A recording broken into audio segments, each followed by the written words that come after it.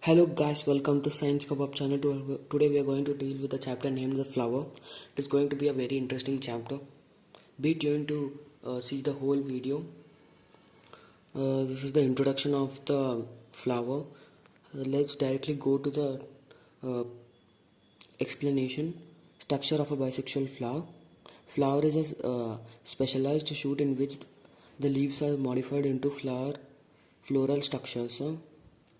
Means see in this picture you can see that the floral structures are the parts of a flower to be mentioned in specific and the first whole of the flower is the green sepals, the green part like petals, but they're small in size. Sometimes they can big or small, but in this picture the small green petals like structure.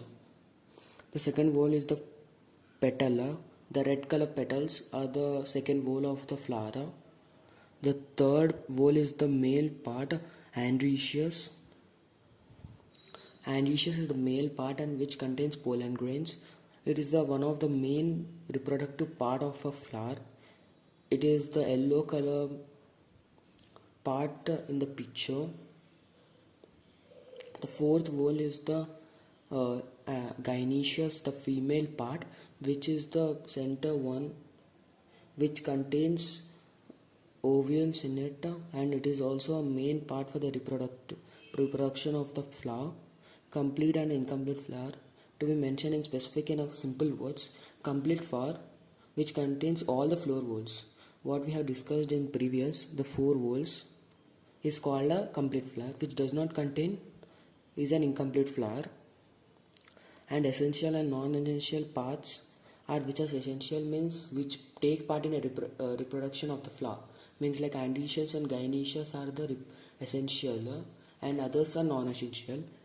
Actually this point is not necessary, but they can ask as a give reason what are the why the gynoecious is called the essential or non-essential part. Okay, next we will go to the next page. Next page, what are the bracts? And we are going to learn the perianth and the tepals, sepaloid and petaloid. Perianth is when the sepals and petals look alike. It's called perianth. Perianth is collectively called. Tepals is called singularly.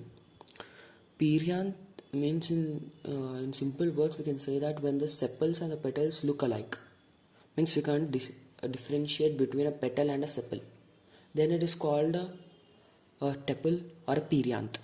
Next, what are the bracts? When a flower arises in the axis of a leaf like structure, the structure is known as a bract. The bract in specific we can known as the picture in this, where the flower is arising from the axis of a leaf.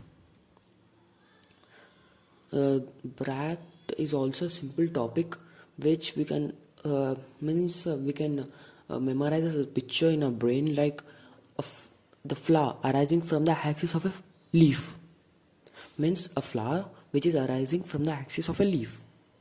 Okay, next go to the nectaries. Nectaries are the most flowers produce a sweet fragrant liquid called nectar. Actually the nectar is mostly produced in the insect pollinated flowers. Because to attract insects, the flower produces a sweet fragrant liquid called nectar. Group of nectar secreting cells called nectaries are situated usually at the base of the pistil or the bases of the petals.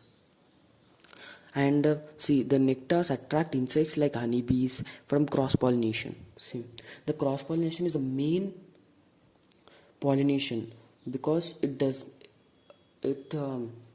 gives rise to new varieties. We'll deal with it in the next topic. Sexuality in the flower. The male and the female and bisexual flowers. Male and bisexual flowers are the flowers which contain both the male and the female.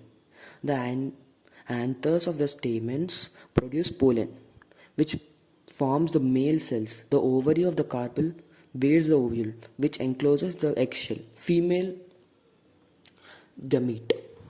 See, the stamens and the carpels are the male and the female parts of the flower, respectively. A flower which contains both stamen and carpel is called bisexual or hermaphrodite flower. Means a bisexual flower is a flower which contains both stamen and the carpel. The flower which also has only one of this part, that is the only stamen or only carpel, are called the unisexual or incomplete flower. Means we have learned in the previous topics that a incomplete flower is a flower which does not contain one of the whorls. Next, a unisexual flower which contains only the male part or the stamen is called the male or the staminate flower. Or a flower which contains only carpel is called the female or the pistillate flower. Neutral flower, a flower which has both male and female reproductive hair, are lacking. Means a flower which does not contains the third whorl and the fourth whorl, which is the androecious and the gynoecious, or the male or the female plant. Example in ray forest of the sunflower.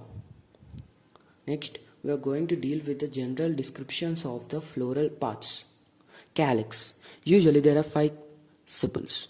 Sometimes there may be less, or there may be few cases there are more.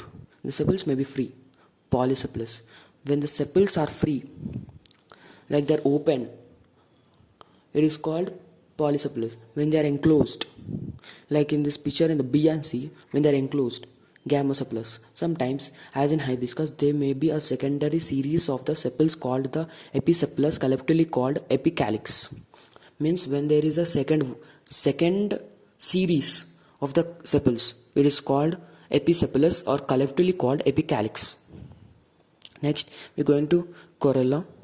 The petals are generally arranged in a single whorl, but sometimes there may be double whorl, or they may be arranged spirally. Petals may be free, polypetalous, or united gamopetalous. Same in case of calyx. The corolla has also are free or they are fused, like polypetalous, which when they are free, the petals are free. Gamosepalous when they are fused. And the colorful and the fragrant petals attract insects from pollination. They only protect stamens and pistils, especially when the petals form a tube. And I think this chapter has been an interesting for you. Be tuned to the second part.